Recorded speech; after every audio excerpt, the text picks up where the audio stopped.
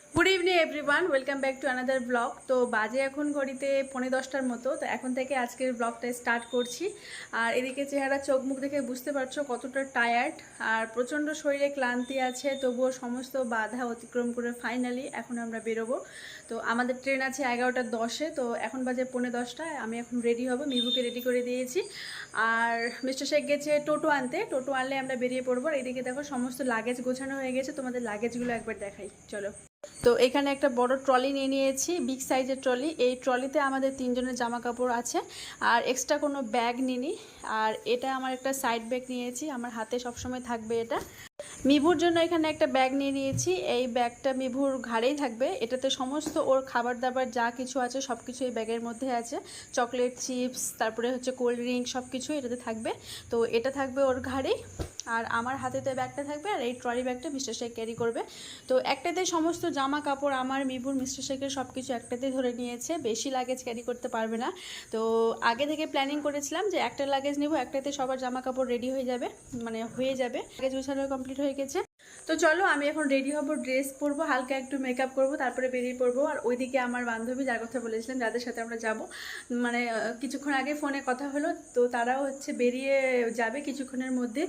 তো ওরা বলেছিল যে একটা টোটোতে যাবো। তারপর ভাবলাম যে একটা টোটোতে তো অনেক লাগেজ আছে, আমাদের ধরো একটা ট্রলি, কিন্তু ওদের হচ্ছে 2-3টা ট্রলি হবে, ওই জন্য একটা টোটোতে কোনো মতেই হবে না। ওই জন্য বললাম তোমরা একটা টোটো করে যাও আর আমরা একটা টোটো করে যাচ্ছি। তো চলো রেডি হই, তারপর তোমাদের সাথে কথা হচ্ছে। তো এইদিকে তোমরা দেখতে পেলে রেডি হয়ে গেছি। রেডি হয়ে বাড়িতে আমি আর কোনোরকম কোনো ভিডিও শ্যুট করতে পারিনি, কারণ মিস্টার শেখ এত পরিমাণে তাড়া দিচ্ছিল যেন মনে হচ্ছিল ট্রেনটাই আমাদের ছুটে যাবে। তো টোটোতে বসে ভিডিওটা স্টার্ট করলাম। যাই হোক, সমস্ত বাধা অতিক্রম করে ফাইনালি রাত 10টায় বাড়ি থেকে রওনা দিলাম ট্রেন ধরার উদ্দেশ্যে। তো চলো তোমাদের সাথে কিছু মনের কথা আমি শেয়ার করি। অ্যাকচুয়ালি এই ট্রিপটার জন্য ভীষণ পরিমাণে এক্সাইটেড আমি ছিলাম। আর শুধু আমি না, আমার সাথে সাথে আমার ফ্রেন্ডও ছিল, কারণ আমরা দুজনে মিলে এই ট্রিপটার প্ল্যানিংটা করেছিলাম।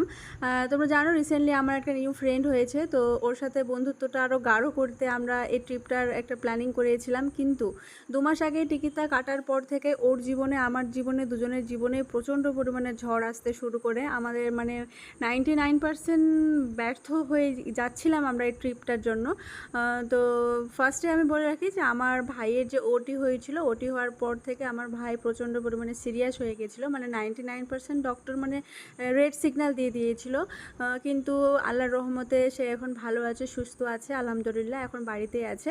তো লাস্ট মোমেন্টে আমরা যাওয়ার জন্য ডিসিশনটা নিয়েছিলাম। আর এদিকে আমি এতক্ষণ থেকে যার কথা বলছিলাম তার সাথে তোমাদের পরিচয়টা করিয়ে দিই। তো এটা হচ্ছে আমার ফ্রেন্ড লিকি। তোমরা আগেও আমার ভিডিওতে অনেকবার একে দেখেছো। তো এখানে আমরা একটা ডুয়েট ভিডিও শ্যুট করছিলাম, যেটা ও এডিটিং করতে পারে, আমি পারি না। তো ও আমাকে দেখিয়ে দিচ্ছিলো, শিখিয়ে দিচ্ছিলো।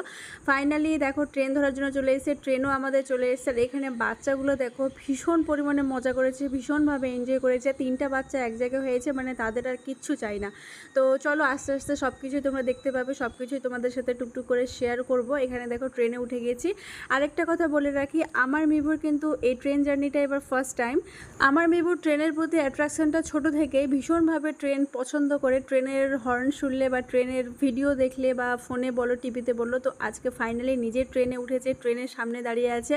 আর আমাদের ট্রেন আসার আগে যে কটা ট্রেন যাচ্ছিলো সবকটা ট্রেনেই মিবু বলছিল যে আমাদেরকে কেন নিয়ে যাচ্ছে না, সব ট্রেন তো চলেই যাচ্ছে। তো যাই হোক, দেখো ট্রেনে বসে পড়েছে, বাচ্চাগুলো কী পরিমাণে বদমাইশি করছে। আর এদিকে মিস্টার শেখের ইচ্ছা ছিল দূরে কোথাও যাওয়ার, কিন্তু আমার যেহেতু মিবুর ফার্স্ট টাইম ট্রেন জার্নি, আর ফার্স্ট টাইম ওকে আমি বাইরে কোথাও নিয়ে যাচ্ছি বাড়ি থেকে, ওই জন্য আমার একটু ভয় ভয় ছিল। আর এদিকে আমার মিবু কিন্তু এখনও পর্যন্ত ফিট করে, তো ওই জন্য একটু আমার টেনশন ছিল যে বাইরে পরিবেশে গিয়ে কতটা কি নিতে পারবে, কতটা অ্যাডজাস্ট হতে পারবে।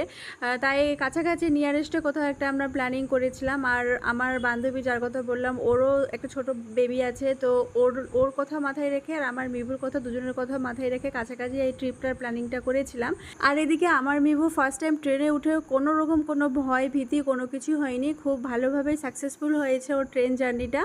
নেক্সটে লং কোথাও একটা ট্রিপের প্ল্যানিং করব, যেটাতে ফ্লাইটে করেও যাওয়া যাবে, বা ট্রেনে হোক বা ফ্লাইটে হোক যাওয়া যাবে। আর এদিকে আমার বিবাহিত জীবন 6 ইয়ার কমপ্লিট হলো।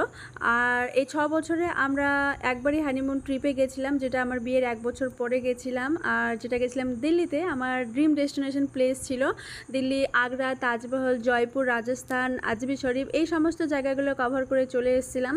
তারপর থেকে আসার পরে মিবু আমার জীবনে আসে, মানে বিয়ের 2 বছর পর মিভু আমার জীবনে এসেছিলো। মিভু আসার পর আমার শরীরটা ভীষণভাবে উইক হয়ে গেছিলো। তারপরে মিভু ভীষণ ছোট ছিল, ওই জন্য আমরা কোথাও যাওয়ার কোনো রকম কোনো প্ল্যানিংটা করিনি। তো মনে মনে কিছুদিন থেকে আমরা ভাবছিলাম যে কোথাও একটা নিয়ারেস্টে গিয়ে ঘুরে আসবো, কিন্তু মিভু যেহেতু এখন ভীষণ ছোটো, ও তো 3 বছর কমপ্লিট হলো, তো বাইরে গিয়ে কতটা কি অ্যাডজাস্ট হতে পারবে কি পারবে না, এটা একটা ভয় সবসময় মনে লাগাই ছিল। তারপর যখন আমার ফ্রেন্ড ও বললো যে চলো আমরা আমরা মিলে কোথাও একটা ঘুরে আসি, তারপরে একটু আমি খুশি হলাম যে ওর যেহেতু 2টো বেবি আছে, তো আমার মিভুকে যদি আমরা বাইরে নিয়ে যাই তাহলে ওর বেবিদের সাথে খুব ভালোভাবে অ্যাডজাস্ট হয়ে যাবে, খেলাধুলা করতে পারবে, বাইরে গিয়ে ওর লোনলি ফিলটা ওর হবে না। তো ওই জন্য এই ট্রিপটা প্ল্যানিং করেছিলাম। তো যাই হোক, অনেক কথা তোমাদের সাথে শেয়ার করলাম। চলে এসেছি আমরা কলকাতা স্টেশনে। সারা রাত্রি গল্প গুজব আড্ডা করতে করতে রাতটা আমরা পার করেছিলাম। কিছুক্ষণের জন্য আমরা ঘুমিয়েছিলাম সবাই, তারপর চলে এসেছি কলকাতা স্টেশনে। আর এখানে এসে ভাগ্য খারাপ, আমাদের 4 ঘন্টা ট্রেন লেট ছিল। কি করব, তো আমরা এখানে একটা ওয়েটিং হলে বসেছিলাম সবাই মিলে। তো মিভু এখানে ইচ্ছা হয়েছে পেস্ট্রি খাবে, তাই ওর জন্য দেখো পেস্ট্রি নিয়ে চলে এসছে। আর বাচ্চাগুলো ভীষণভাবে বিরক্ত হয়ে গেছিলো, কারণ 4 ঘন্টার ট্রেন লেট, ওই জন্য সব জুতো ফুতো খুলে মানে নিজের মতো করে বাড়িতে যেভাবে থাকে সেরকমভাবে থাকছিল। তো এখানে দেখো পেস্ট্রিটাকে ও এনজয় করছিল। আর জানি ও পুরোটাই খেতে পারবে না, আমাকেই শেষ করতে হবে। প্রথম যেভাবে দেখাচ্ছে মনে হচ্ছে পুরোটাই খেয়ে নেবে, কিন্তু আদৌ পারবে না। কিছুক্ষণ একটু খেয়ে টেস্ট করবে, তারপর বাকিটা আমাকেই শেষ করতে হবে। তো এদিকে পেস্ট্রিটা খেয়ে এলাম, খেয়ে নিয়ে তারপরে চলে যাব আমরা ব্রেকফাস্টও বলতে পারো, লাঞ্চও বলতে পারো, কারণ এটা খাওয়ার পর আমাদের আর কোনো কিছুই খাওয়ার ভাগ্যে জুটেনি। তো এখানে দেখো আমি নিয়ে নিয়েছি, আমার জন্য আলুর দম ছিল, আর ছিল লুচি, আর নিয়ে নিয়েছিলাম একটা কোল্ড ড্রিঙ্কস, আর ওইদিকে লিকি নিয়ে নিয়েছিল দোসা, আর সাথে নিয়ে নিয়েছিল ছোলে ভাটুরে। তো এটা ব্রেকফাস্টও বলতে পারো, লাঞ্চও বলতে পারো। এটা খাওয়ার পর আমরা ট্রেনে উঠে যাব। তো বাকি ভিডিওটা তোমাদের সাথে আমি নেক্সট পার্টে শেয়ার করছি। বাই।